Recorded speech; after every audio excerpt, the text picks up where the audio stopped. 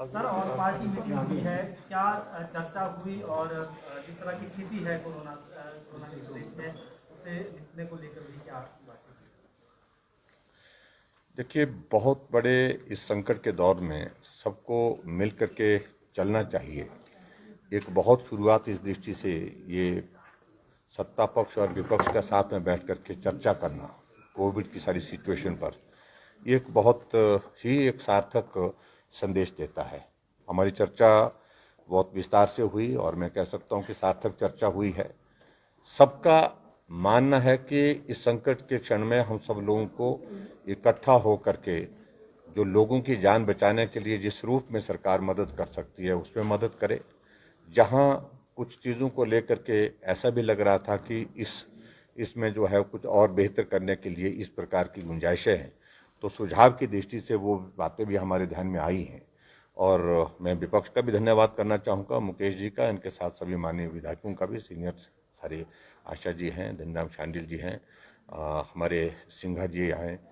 तो चर्चा विस्तार से होने के बाद हम सरकार की ओर से जो चीज़ें कर रहे हैं उन पर भी हमने जानकारियां दी हैं, लेकिन उसके साथ साथ में जो परिस्थितियां हमारे सामने हैं, जो कठिनाइयां हैं इस संकट के क्षण में, वो भी सारी बातें जो है हमने सबके सामने रखी हैं।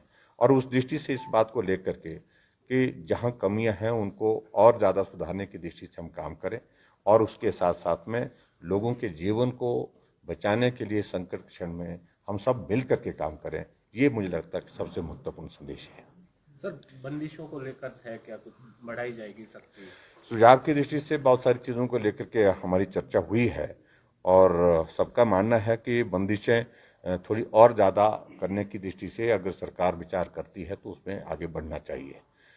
बहुत सारी चीज़ें जो हमने अभी तक जो बंदिशें के रूप में जो लगाई हैं, उन पर सबकी मोटे तौर पर सहमति है कि उन चीज़ों का परिणाम सार्थक होगा ही, लेकिन फिर भी उसके बावजूद और सख्तियाँ करने की दृष्टि से भी विचार करने की अगर गुंजाइश बनती है, उस दृष्टि से भी आगे बढ़ करके काम करने के लिए चर्चा होने के बाद जो है हमको कहा गया है कि आप निर्णय करें।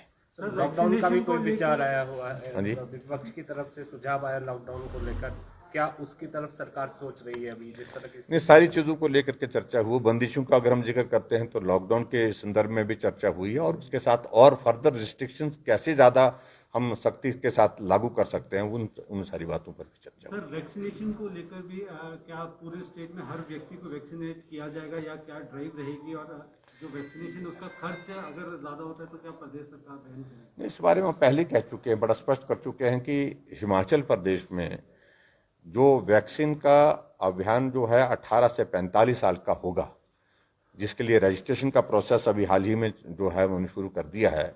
और जैसे वैक्सीनेशन की हमको जो है वो अवेलेबिलिटी, वैक्सीन की अवेलेबिलिटी होती है, उसके बाद फिर हम इसको फेस्ड मैनर में इसको शुरू करेंगे।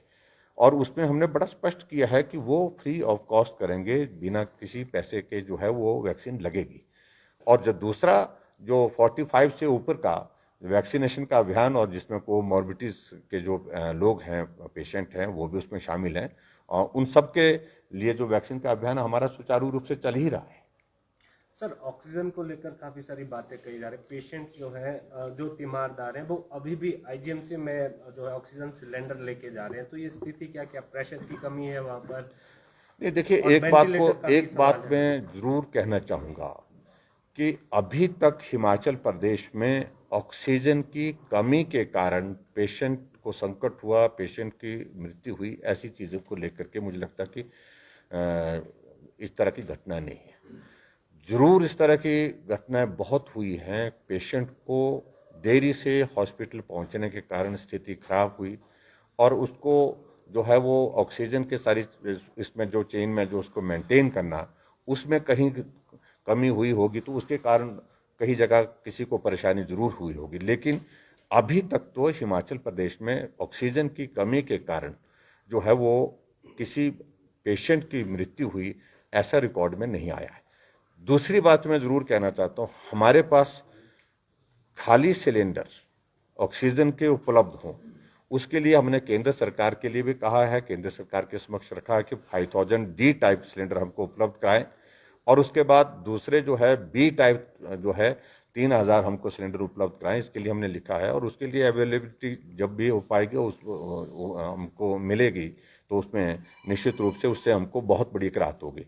तब तक के लिए हमने जो है डिजास्टर मैनेजमेंट एक्ट के अंतर्गत जो है जितने भी खाली सिलेंडर, चाहे वो इंडस्ट्रियल सेक्टर में हमारे साथी हैं, काम कर रहे हैं, तो उनसे भी लिए हैं, और जहां जहां भी उपलब्ध हो रहे हैं उनको भी हमने इकट्ठा किया है ताकि उनको हम ऑक्सीजन भर के जो है उपलब्ध करा सके।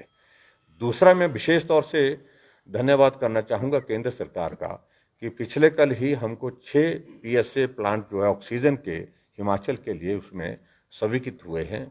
उसकी डिटेल्स प्रेस नोट के माध्यम से पिछले कल हमने जारी भी कर दी है, लेकिन उससे एक बहुत बड़ी एक राहत आने वाले समय में होगी। वेंटिलेटर्स की क्या? वेंटिलेटर्स हमारे पास अवेलेबल है। कुछ जगह कुछ टेक्निकल इश्यूज पर थोड़ी बहुत आई है, तो उनको एक पार्ट है उसमें, और मुझे लगता है कि उसको जल्दी जो वेंडर के साथ हमने टेकअप करके जो है उसको उपलब्ध कराने के बाद वो शुरू हो जाएंगे। सर वेंटिलेटर्स तो हैं, लेकिन वहाँ पे डॉक्टर्स या जो ऑपरेटर हैं वो नहीं है सर, उसकी वजह से कई वेंटिलेटर्स पे जो है वो काम नहीं हो पा रहा है। चाहे DDU की बात की जाए या बद्दी में ESI हॉस्पिटल है, और वहाँ पर भी एक महिला की मौत हुई है वेंटिलेटर के ना मिलने से।